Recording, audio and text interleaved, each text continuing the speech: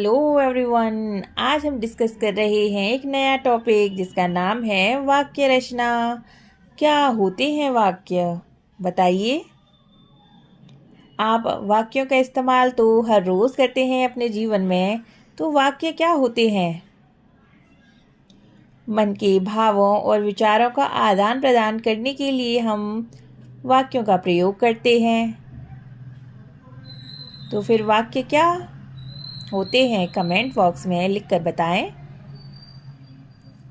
सार्थक शब्दों का व्यवस्थित समूह जो किसी भाव या विचार को पूरी तरह व्यक्त कर सकता है वही वाक्य कहलाता है।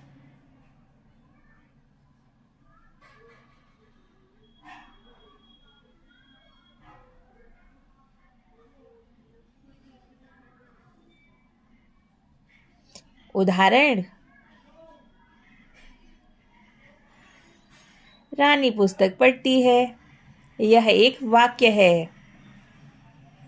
तो आप देख सकते हैं कि इसका एक अर्थ निकल रहा है। साफ साफ पता चल रहा है इस वाक्य से कि रानी पढ़ती है। और निरर्थक और अव्यवस्थित समूह शब्द वाक्य नहीं होते। अब हम जानेंगे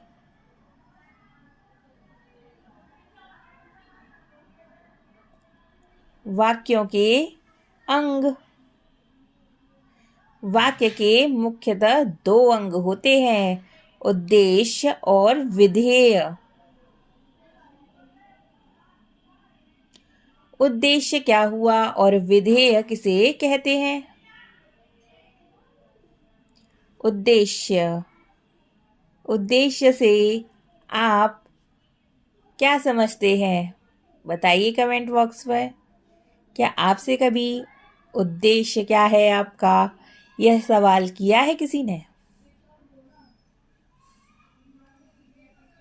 चलिए, वाक्यों में उद्देश्य और विधेय का क्या मतलब होता है इसे हम जानते हैं। वाक्य में जिसके बारे में कुछ बताया जाता है उसे सूचित करने वाले शब्द को उद्देश्य कहते हैं। और विधेय क्या होता है? वाक्य में उद्देश्य, उद्देश्य को कौन सा उद्देश्य यानी कर्ता के बारे में जो कुछ बताया जाता है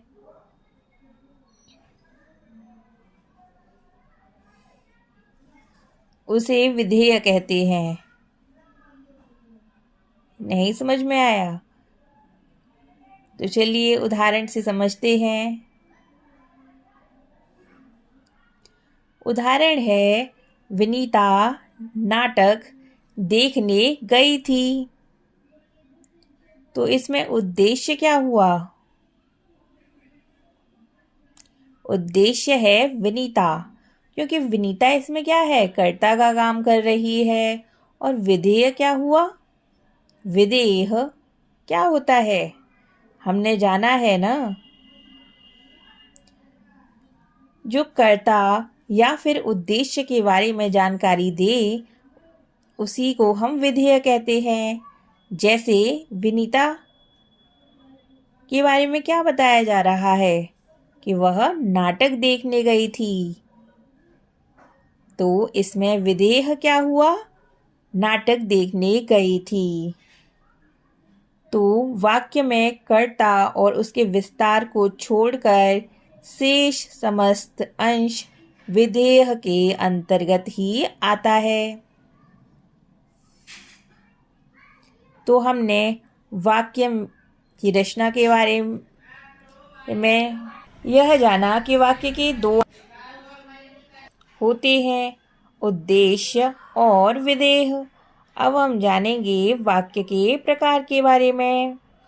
वाक्य के प्रकार, अर्थ के आधार पर। यहाँ हम अर्थ के आधार पर वाक्यों के प्रकार के बारे में चर्चा कर रहे हैं। अर्थ के आधार पर वाक्य 8 प्रकार के होते हैं। कौन कौन से?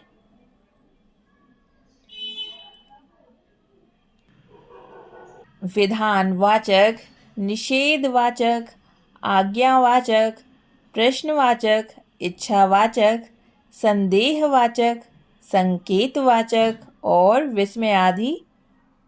विस्मयावाचक। ये 8 प्रकार हैं वाक्य के। सबसे पहले हम जानेंगे विधानवाचक के बारे में। जिन वाक्यों से किसी बात या कार्य के करने या होने का सामान्य कथन मात्र होता है उसी को हम विधानवाचक वाक्य कहते हैं। उदाहरण के लिए वाक्य है, नेहा पुस्तक पढ़ रही है। तो इस वाक्य से हमें पता चलता है कि नेहा क्या कार्य कर रही है, वह पुस्तक पढ़ रही है, इसलिए यह विधानवाचक है। आप कमेंट बॉक्स में लिखकर बताएं कि इसमें उद्देश्य क्या है और विधेय कौन सा है। अब हम चर्चा करेंगे निषेधवाचक के बारे में। जिन वाक्यों में किसी बात का, कार्य के होने का निषेध होता है उसी को हम निषेधवाचक वाक्य कहते हैं। निषेध मतलब मना करना एक तरह से। तो चलिए उदाहरण के तौर पर हम वाक्य देखते हैं। वाक्य है, नेहा पुस्तक नहीं पढ़ रही है। तो नेहा क्या कर रही है? पुस्तक नहीं पढ़ रही। तो यह कैसा वाक्य है? निषेधवाचक वाक्य है। एक और वाक्य लेते हैं, हम बाजार नहीं जाएंगे। तो हमने कह दिया है कि हम बाजार नहीं जाएंगे। तो ये वाक्य कैसा है? निषेधवाचक वाक्य है। अब हम जानेंगे आज्ञावाचक वाक्य के बारे में। आज्ञा क्या होता है? आज्ञा का मतलब, क्या आपने किसी को कभी आज्ञा दी है या किसी की आज्ञा आपने कभी मानी है? कमेंट बॉक्स में लिखकर बताओ। आज्ञावाचक जिन वाक्यों से आज्ञा या अनुमति, उपदेश, प्रार्थना आदि का भाव प्रकट होता है उन्हें हम आज्ञावाचक या फिर विधिवाचक वाक्य कहते हैं। तो आपने जाना कि आज्ञावाचक वाक्यों का दूसरा नाम विधिवाचक भी होता है। उदाहरण है, नेहा पुस्तक पढ़ो। तो इसमें नेहा को ऑर्डर दिया जा रहा है कि नेहा तुम पुस्तक पढ़ो। क्या आपने भी किसी को ऑर्डर दिया है या आपको कोई ऑर्डर देता है? कमेंट बॉक्स में लिखकर बताओ। अब हम जानेंगे प्रश्नवाचक के बारे में। क्या होते हैं प्रश्नवाचक वाक्य? प्रश्न मतलब कुछ क्वेश्चन पूछना है ना। तो ऐसा ही होता है इन वाक्यों में। जिन वाक्यों से किसी प्रकार का प्रश्न पूछा जाता है वही प्रश्नवाचक वाक्य कहलाते हैं। और प्रश्नवाचक के अंत में हम प्रश्नवाचक चिन्ह का प्रयोग भी करते हैं।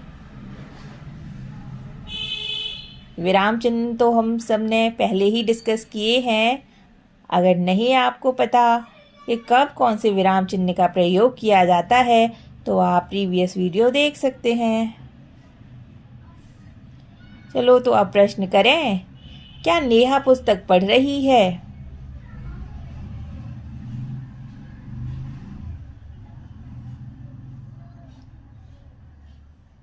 ये तो प्रश्न है। अब आप बताएं कि इस वाक्य में के अंत में जो चिन्ह लगा है वह सही है या नहीं?